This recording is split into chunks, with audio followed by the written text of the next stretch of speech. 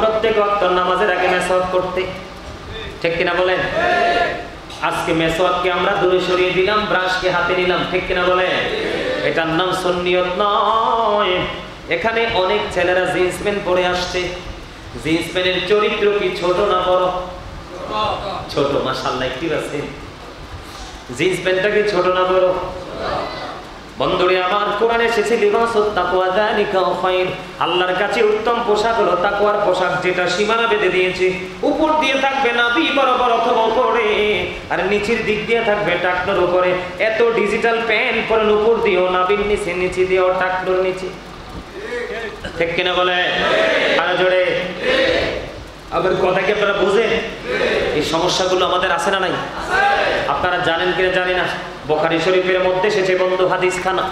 আল্লাহর হাবিব মসজিদের মধ্যে অবস্থান করতেছেন, এক ব্যক্তি এসে নামাজের নিয়ত বেঁধে ফেললো। কি করলো? আমার নবী বললেন তুমি ওযু করে আসো। এখন উনি তো নিয়ত বাঁধলেন, নিয়ত ভেঙে তিনি ওযু করতে গেলেন। অর্ডার কার? আল্লাহর প্রিয় হাবিবুল্লাহ ওযু করে আসলেন। ওযু করে এসে আবার তিনি নামাজের নিয়ত বেঁধে ফেললেন।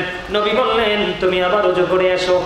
বন্ধু তিনি ওযু করতে গেলেন। তৃতীয়বার যাওয়ার পূর্বে প্রশ্ন করা হলো, ইয়া রাসূলুল্লাহ, বারবার বলতেছেন ওযু করার জন্য, কেন গো নবী? আমার নবী বললেন সে কিয়ামত পর্যন্ত নামাজ পড়তে পারবে এই পোশাক পরে, তার নামাজ আল্লাহর দরবারে কবুল হবে না। কারণ নামাজের জন্য সেই পোশাকের যে শর্ত, যে কন্ডিশন দেওয়া আছে, এটা সে 100% ওভারটেক করে ফেলেছে। আওয়াজ তুলে বলেন নাউজুবিল্লাহ।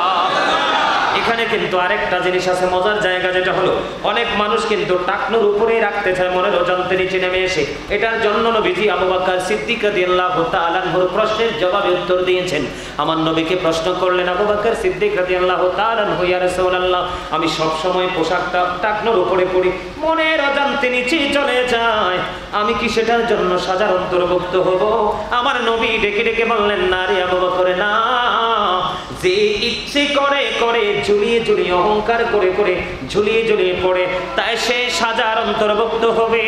আর যেই ব্যক্তি যখন দেখলো টাকনোর নিচে চলে গেল, সাথে সাথে উঠিয়ে ফেললো, তার অন্তরে আল্লাহর ভয় এবং অর্ডারের কথা মনে আছে, ওই ব্যক্তি কোনো সাজার আওতায় আসবে না। আজকের ছেলেরা কি করে?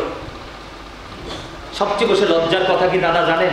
আপনারা তো মুরব্বী মানুষ, অত দেখেন না, আমরা ইয়াং মানুষ দেখি, একটাই সামনের দিকে রুকু দিছে, আর একটাই পিছন দিক দিয়ে তার লজ্জাস্থান দেখছে। সে নিজেও পাপী হলো, আরেকজনকে পাপী বানালো, আর তার নিজের নামাজটাকে বাতিল করে দিল। এই জন্য নামাজ পড়ার পরেও মানুষ খারাপ চিন্তা ছাড়তে পারে না। আমাদের এই দেশে কি নামাজের অভাব আছে? কিন্তু অন্যায় অপরাধীরও শেষ। কথা ঠিক না ঠিক? আমি কি ঠিক বলছি? আরো জোরে বলেন। আরেকটা সমস্যা আমাদের মাঝে আছে, কইলে জানি রাগ হয়নি, আল্লাহ জানে। অনেক ছেলেরা দিয়ে শুক্রবারে টকটকে লাল পাঞ্জাবি পরে মসজিদে আসে, লাল জামা পরা, একবারে টকটকে লাল জামা পরা, লাল পাঞ্জাবি, শার্ট গেঞ্জি পরা মুসলমানদের জন্য মাত্রই তাহারিমি, হারামের অন্তর্ভুক্ত। কিসের অন্তর্ভুক্ত? হারামের অন্তর্ভুক্ত। একবারে টকটকা লাল জামা পুরুষের জন্য কাপড় বৈধ নয়, এটা নারীদের জন্য বৈধ। হাদিস শরীফের মধ্যে এসেছে, আমার নবীকে এক ব্যক্তি দুইবার সালাম দিয়েছে, নবীজি একটা বারের সালামের জবাব দেননি, অথচ সালাম দেওয়া সুন্নাত, সালামের জবাব দেওয়া ওয়াজিব। ঠিক কিনা বলেন? ইয়া রাসূলুল্লাহ, ইয়া হাবিবাল্লাহ, নবী গো, সমস্যাটা কি? আমার নবী সালাম দেয়নি, রাগান্বিত হয়ে গেছেন। তার কারণ হলো সে লাল জামা পরেছিল, এই জন্য নবী তার সালামের জবাব দেয় না। সাবধান হতে হবে। লাল কাপড় পরা যাবে না, পরবেন আজকের পর থেকে। স্বর্ণের আংটি দেওয়া যাবে না, হারাম। গলায় চেইন পরা যাবে না, স্বর্ণের হারাম। আমরা সুন্নিয়ত করি, দাদা এত অপরাধ করার পরে জান্নাতের আশা করা সম্ভব? নবীকে পাওয়া সম্ভব? এই যে এখানে ম্যাক্সিমাম ছেলেরা দাড়ি রাখছে ইহুদি স্টাইলে,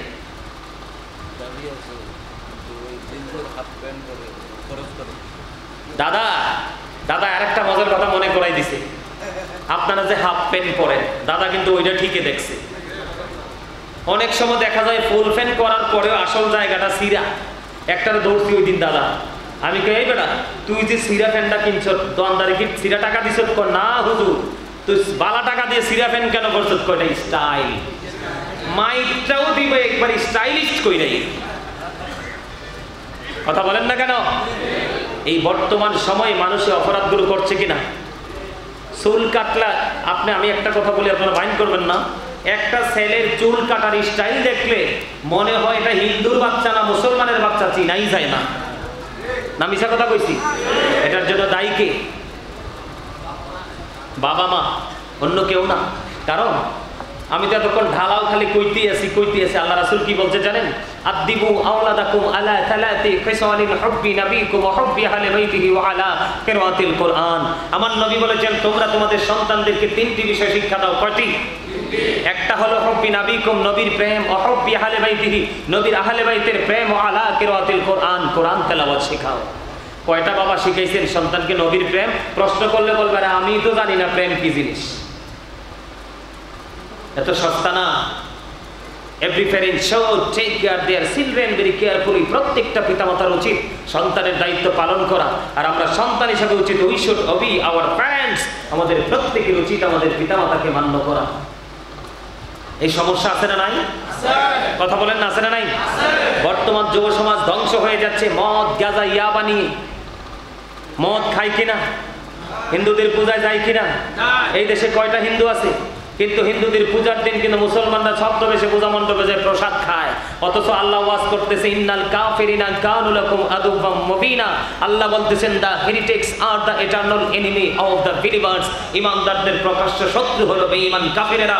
আজকে দেখেন সাদা সাদা কুকুরগুলো, ইহুদি নামক কুকুরগুলো ফিলিস্তিনকে নির্বিচারে পাখির মতো হত্যা করছে। তাদের অবকাঠামোগুলো সবগুলো ধ্বংস করে দিচ্ছে।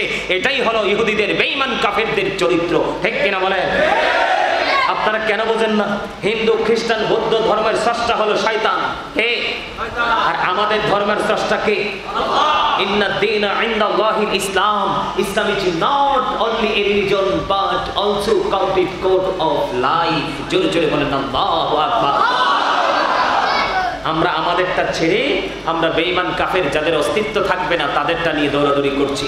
আমাদেরকে ফলো করার কথা ছিল বেঈমান কাফেরেরা। আর আজকে আমরা মুসলমানের বাচ্চা হয়ে ইহুদি নাসারাদেরকে ফলো করছি। এটা আমাদের জন্য এত বড় লজ্জা। নবীজির সামনে দাঁড়াইবার কোনো ক্ষমতা থাকবে না। নবীজির সুপারিশ পাওয়া তো থাক দূরের কথা। মদ গাঁজা খায় না আপনাদের সমাজের ছেলেরা? খায়নি? এটা কি বালা জিনিস? ইন্নামাল খামরু ওয়াল মাইসিরু ওয়াল আনসাবু ওয়াল আজলামু রিজসুম মিন আমালিশ শাইতান। মদ গাঁজা মূর্তি বাদ্যকরণা সব কিছু ঘৃণ্য বস্তু, শয়তানের কাজ। কার কাজ? কে বলেছেন? আল্লাহ। শয়তান মুসলমানের বন্ধু না শত্রু? ইন্না শাইতানা লাকুম আদুউন ফাত্তাখিযুহু আদুওয়া। ঠিক কিনা বলেন? Satan is the eternal enemy of the believers। ঈমানদারদের প্রকাশ্য শত্রু হলো শয়তান। তবে ঈমানদার যারা মুমিন যারা তাদের জন্য একেবারে 100% মুমিন যারা তাদের জন্য আল্লাহ রাব্বুল আলামিন একটা চমৎকার নিউজ দিয়েছেন। আল্লাহ বলেছেন ইন্না কাইদা শাইতানি কানা দাঈফা। আল্লাহ বলেছেন শয়তান ডিসিপশন ইজ ভেরি উইক। শয়তানের ধোঁকা মুমিনের জন্য একেবারে দুর্বল। হাজার চেষ্টা করলেও মুমিনকে শয়তান ঘায়েল করতে পারে না। আর জোরে জোরে কন্যা সুবহানাল্লাহ। মদ খাবে? হযরত আলী রাদিয়াল্লাহু তাআলা আনহু বলেছে কোন সমুদ্রের মধ্যে কোন দরিয়ার মধ্যে যদি একটা ফোঁটা মদ পড়ে, কয় ফোঁটা? একটা ফোঁটা মদ যদি পড়ে দরিয়ার পানি শুকিয়ে যদি যায়, শুকানোর পরে যদি কোনো ঘাস জন্ম হয়, আমি আমার পালিত পশুগুলোকে ঘাস খাওয়াবো না। ওই দরিয়ার উপরে যদি বিশাল বড় মিনারা তৈরি করা হয়, আমি আলী কোনোদিন মিনারায় দাঁড়িয়ে আযান দিব না। আলীর পাওয়ার আছে না নাই? জানেননি খবর? আমার নবী বলেছেন আনা মাদিনাতুল ওয়ালিউন বাবুহা। ঠিক কিনা দাদা? আমার নবী বলেছেন I am a city of education, the gate of that city is Ali. আমার নবী বলেছেন আমি হলাম শিক্ষার শহর আর সেই শহরের দরজা হলো আমার আলী। জোরে জোরে কন্যা সুবহানাল্লাহ। সেই আলী রাদিয়াল্লাহু তাআলা আনহু বক্তব্য দিয়েছে, দাম আছে না নাই? ওনার সুযোগ্য দুই সন্তান শাহজাদা দুইজন, ইমাম হাসান হুসাইন। এদের সম্পর্কে আমার নবী কি বলেছেন? আল হাসান ওয়াল হুসাইন সাইয়্যিদু শাবাবি আহলিল জান্নাহ। আমার নবী বলেছেন Imam Hasan and Husain are the leader of younger people in Jannah. আমার নবীজি চমৎকার ভাবে বলেছেন, জোরে জোরে কন্যা সুবহানাল্লাহ। এই যুবকের দল যদি ইমাম হাসান হুসাইনকে যদি ভালোবাসতে পারো, তারা হবে তোমাদের জান্নাতে তোমাদের লিডার। সুবহানাল্লাহ কয় না? ওয়াজ করতেছি আমি আর দুর্বল হয়ে পড়ছেন আপনারা, তাই না? দুর্বল হন নাই? হইছে না? আলহামদুলিল্লাহ বলেন। তাহলে তাদের দাম আছে না নাই? আমি আপনাদেরকে এক্সাম্পল স্বরূপ ছোট ছোট ভাবে এগুলো মনে করিয়ে দিচ্ছি। পূজায় যাওয়া যাবে, মদ খাওয়া যাবে, রাশি গণনা করা যাবে, এগুলো কার কাজ? কে বলেছেন? সাবধান হতে হবে। এগুলো করার পরে যদি আমরা বলি সুন্নি জামাত করি, হইব?